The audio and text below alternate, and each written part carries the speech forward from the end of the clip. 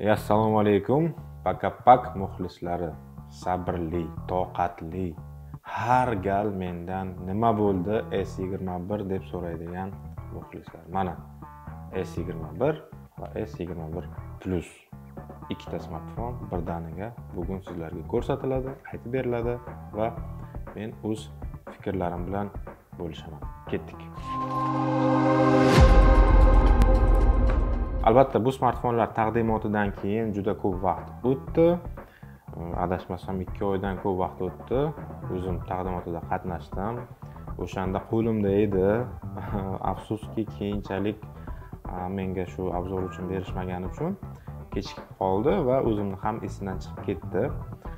Xullas mana o'sha Galaxy S21 va S21 Plus 5G versiyalari. Ranglariga e'tibor berishingiz mumkin.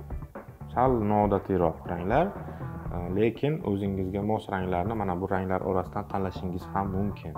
Keling birinchi navbatda dizayn haqida gaplashsak, chunki dizayn o'zgargan. Mana bu kameralarning joylashuvi o'sha, lekin ularga berilgan ishlov salgina boshqacha. To'g'risi chiroyli, noodatiy, lekin bu kimgadir yoqadi, kimgadir yoqmaydi. Shaxsan o'zim ikkilanib turibman. Ayniqsa mana shu ranglarda. Endi bu to'g'ri ko'proq ayollarimizga mosroqdir. Mana ayniqsa pushti rang. Bunisi endi salgina universal, lekin shu ham mana bu yerda tilla rangning o'rniga sal pushti rang tilla ishlatilgan rose gold voy selofanlardan. Mini selofan unpacking qilamiz. Endi kamera modullari korpusga yaxlit mana bu temir bilan qoplanib, qanaqadir noodatiy holda va videolarda ham mana bunday ko'rinishda, ya'ni burchaklarining davomi sifatida ko'rsatiladi odatda. Bilmadim, kimgadir yoqishi mumkin. Siz nima deb o'ylaysiz? Izohlarda qoldiring bu dizayn haqida fikrlaringizni. Nima bo'lsa ham dizayn elementlariga, umuman olganda smartfonning tashqi elementlariga o'tsak, tepasida ikkita mikrofon, antenna chizig'i, atrofi alyumin tugmalari, standart yoqish tugmasi hamda ovozni baland past qilish tugmalari, pastida Type-C, dinamik hamda ikkita sim karta uchun joy bor. Afsuski flash karta o'rnatish imkoniyati yo'q. Va old tomonida Infinity O displaylari, mana shunday kamerasi bilan. Ikkalasida ham Dynamic AMOLED 2X, bu endi oddiy super AMOLED emas. Bunisi 6.2, bunisi 6.7, 1080 ga 2400. Ikkalasi ham shuning uchun kichkinasida piksellar zichligi kattaroq va ya'ni bu degani bu smartfonda tiniqroq ko'rinadi. Agar yaqindan qaraydigan bo'lsangiz birdaniga ko'rinmasligi mumkin piksellar. Bunda salgina piksellar soni kamroq, lekin ko'zga uncha tashlanmaydi. Baribir oddiy foydalanuvchi sifatida siz buni farqini sezmaysiz. Ekran yorug'ligi ikkalasida bir xil, ya'ni 1300 nit deb aytilgan, ammo hozir ikkalasida ham maksimumga qo'yganimda kichkinasi sal yorug'roq ko'rinyapti. Endi hozir kamerada qanchalik bilinadi-ku yo'q bilmadim, kuyib ketdi deb aytdilar operator. Ya'ni yorug', ekran rostdan ham yorug'. Quyoshda o'qish muammo tug'dirmaydi. Lekin shaxsan hozir qarayotganimda salgina mana kichkinasi salgina yorug'roq ko'rinyapti. Balki piksellar zichligi qandaydir ahamiyatga egadir, lekin adashmasam piksellarga bog'liq emas. Nima bo'lganda ham ikkalasi ham yorug', yaxshi. O'zi Samsungda doimo zo'r ekranlar ishlatib kelingan. Buni hammangiz bilasiz. Va umuman olganda boshqa smartfonlarda ham Samsungning ekranlari ishlatiladi. Ikkalasida ham Android 11, One UI 3.1, eng so'nggi One UI.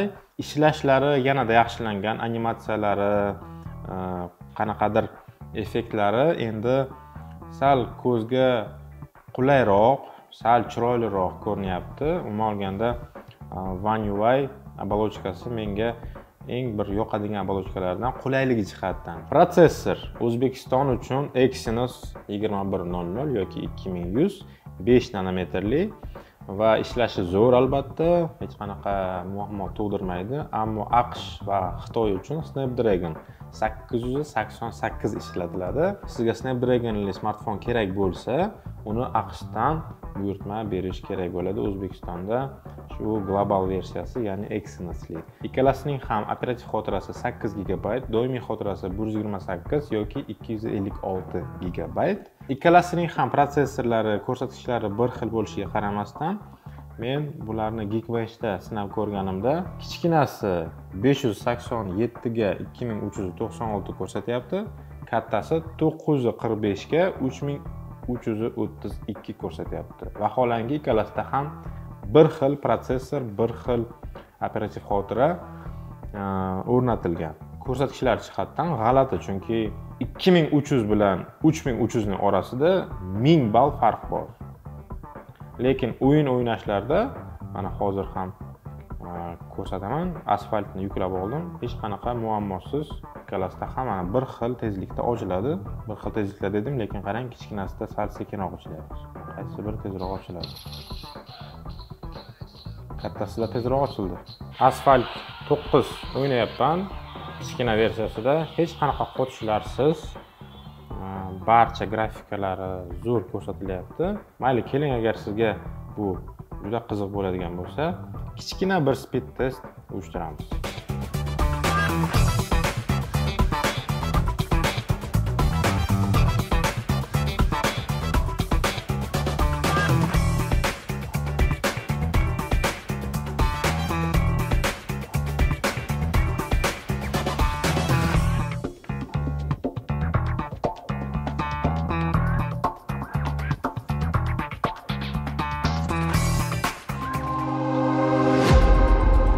Endi navbat dizaynda juda katta e'tibor berilgan kameralariga. Ikkalasida ham bir xil modullar o'rnatilgan, joylashuvlari ham va ularning ko'rsatkichlari quyidagicha. 12 megapikselli wide, 64 megapikselli telefoto, 12 megapikselli ultra wide. Old kamerasi ikkalasida ham 10 megapikselli. Ikkalasida ham optik stabilizatsiya hamda 3 martali optik zoom bor. Qolaversa 30 martali gibrid zoom ham bor, ya'ni qirqaladi rasm, lekin yaqinlashtiriladi. Xullas, hozir rasmlarda va videolarda o'zingiz ko'rasiz. Demak, foto va video test. Ketdik.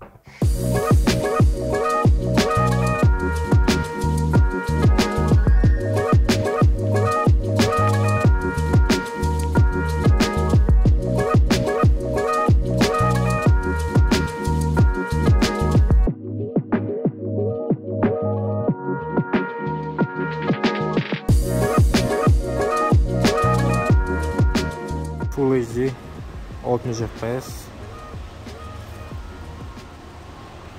Endi ikkalasi ham bir xil, menimcha. Shunchaki tekshiryapmiz. Old kamerasi bir xil. Kepkalarimdagi kirlar, changlar ko'rinyapti ikkalasida ham. Linzalarini tekshiramiz. Mana 05x 1x 3x.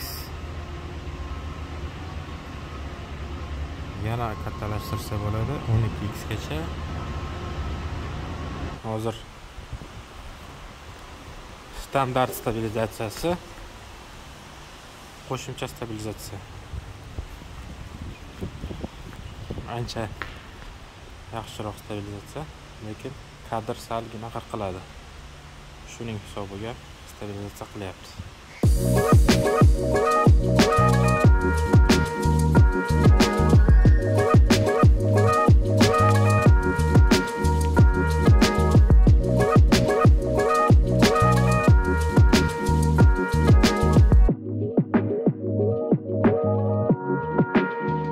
Demak, mana tungi video sifat adashmasam bir xil. Yo'llarimiz, ko'chalarimiz. Xo'sh. O 05x da juda yomonlashdi. Juda mana xiralashdi. 3x sal yaxshiroq. 3 qilsam, lekin menimcha optik zoomga o'xshamayapti-yu. Qanaqadir xirami, old kamerasi. Yorug'lik bo'lmasa, juda yomon. Hozir yorug'likka kelaman. Sal yaxshilanadi. Sal ranglari chiqdi. Mana. Lekin sifati bir xil ikkalasida. Video va rasmlarni ko'rdingiz. Ikkalasi ham bir xil. Menimcha hech qanday farqi yo'q va foto imkoniyatlari jihatdan uni yoki buni tanlash uncha ahamiyatga ega emas, faqatgina hajm jihatdan tanlashingiz kerak bo'ladi. Va shu aytganim, orqasi plastik yoki shishaligi agar sizga muhim bo'lsa, uni ham e'tiborga olasiz. Xo'sh, davom etamiz. Stereo ovoz ikkalasida ham va keling tekshirib ko'ramiz.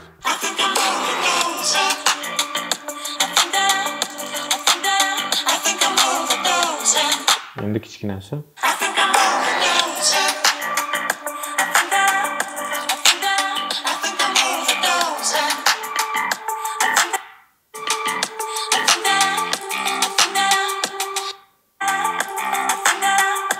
Boshlarini og'ritib tashladim, lekin ikkalasini solishtirmoqchi edim. Balandligi bir xil. Ikkalasida ham stereo.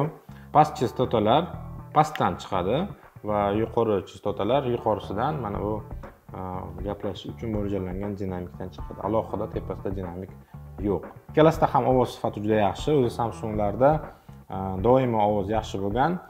Qolaversa, ular AKG kompaniyasi bilan hamkorlikda ishlayapti va esingizda bo'lsa, quloqchinlarda ham AKG logotiplari o'rnatilgan. Aytgancha, bu gal Samsung qutilarida quloqchin ham yo'q, zaryadnik ham yo'q. Ba'zi birovlar Apple ustidan kulgandi. Apple shunday qilganida, ammo o'zi ham shu yo'lni tutmoqda. Bu yechim albatta bahonalar qilindi, ekologiya uchun, boshqa uchun, ichida sizga baribir shu zaryadnik kerak emas, uyingizda baribir zaryad vositalari ko'p degan ma'noda aytildi, lekin agar shunday bo'lsa, nega Apple ustidan kuldingiz, nega o'zingiz ularni yo'lini tanladingiz degan savol tug'iladi. Endi menimcha barcha smartfon kompaniyalari flagmanlarni aynan shunday ingichka qutilarda sotishadi va bu bilan ko'nikishimiz kerak bo'ladi. Agar zaryadnik kerak bo'ladigan bo'lsa, alohida sotib olishga to'g'ri keladi. Zaryad haqida gapiryapmiz va ikkalasi ham 25 vatli supercharger qo'llab-quvvatlashini aytishim kerak. Qolaversa, simsiz zaryad ham oladi va simsiz zaryad beradi ham. Batareyalarga keladigan bo'lsak, kichkinasida 4000 mAh, kattasida 4500 mAh va bunday protsessor, bunday ekranlar bilan menimcha bir kunga yetadi. Lekin agar ko'p ishlatsak, ya'ni o'yinlar o'ynasak, bir kunga yetmasligi mumkin. Buni e'tiborga olishingiz kerak. Barmoq izi skanerlariga keladigan bo'lsak, ikkalasida ham ekran ostida, bu endi standart va ishlashi juda zo'r va men ishlatgan ekran ostidagi skanerlar orasida eng tezlaridan biri aynan shu ikkala smartfonda. Mana hozir o'zingizga ko'rsatamiz. Juda tez ishlashi. Xuddi biz o'rganib qolgan mana orqasida joylashtiriladigan skanerlarga o'xshab tez ishlayapti. Bu uchun albatta hayron qolmay iloj yo'q. Albatta, odatdagi kabi ikkalasi ham IP68 standarti bo'yicha himoyalangan, suvga sho'ng'ishi mumkin, changdan qo'rqmaydi. Ikkalasida ham NFC, Bluetooth va Wi-Fi larning eng so'nggi versiyalari. Umuman olganda S21 seriyasi S20 seriyasidan faqat shu dizayn bilan farq qilyapti mening nazarimda, chunki hattoki kameralar ham aynan S20 seriyasidagi kabi ko'rsatkichlari va sifat jihatdan katta bir sakrash bo'lmagan, faqat shu dizayn jihatdan o'zgarish bor. Va bu dizayn kimga yoqadi yoki yo'q, buni hozir aytishim qiyin. Shuning uchun agar sizda S20 smartfoni bo'lsa, uni S21 ga almashtirish sal maslahat berilmaydi. Lekin agar S10 bo'lsa, S9 bo'lsa, balki vaqti kelgandir shu smartfonlarni yangilashga.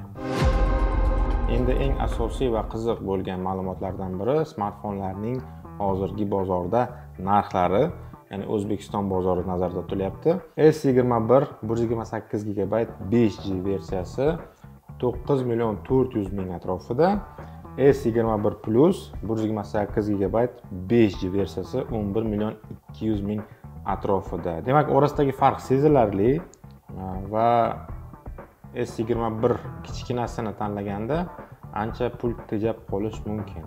Ammo agar sizga kattasi yoqsa, ya'ni 6.7 jum qulay bo'lsa, albatta kattasini xarid qilishingiz mumkin. Mening qisqacha xulosam shundan iboratki, smartfonlar ajoyib, kameralari yaxshi, lekin dizayn jihatdan men aynan shu ranglarni tanlamagan bo'lardim. Xarid qilishga kelsak, men qora yoki silver rangini tanlar edim. U salgina chiroyliroq mening nazarimda. Bu ko'proq ayollarimizga mosroq ranglar deb ko'rinyapti. Umuman olganda biz studiyamizni ham shu smartfonning rangiga mos qilib rang berganmiz va o'zingiz mana baho berishingiz mumkin.